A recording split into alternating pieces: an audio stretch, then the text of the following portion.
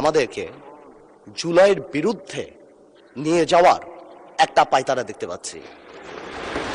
ঠিক যেমন, ঠিক আমাকে কথা বলতে দেন।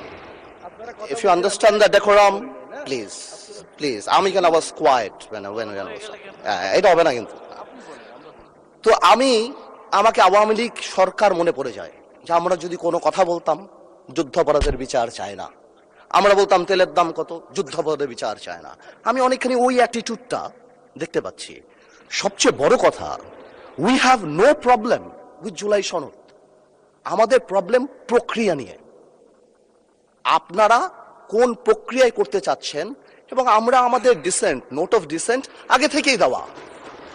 আমাদের প্রক্রিয়া ছিল, আপনারা দেখেন, উইথ ডিউ রেসপেক্ট, একদম রেসপেক্টের সাথেই বলি, আপনারা সেই সময় রেভলিউশনারি গভর্নমেন্ট করেন নাই কেন?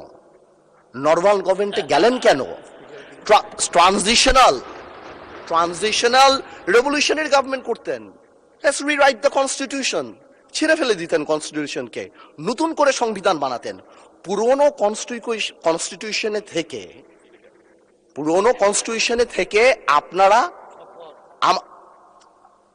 কনস্টিটিউশনে থেকে আপনারা সংবিধানকেই বাতিল করে দিতে যাচ্ছেন।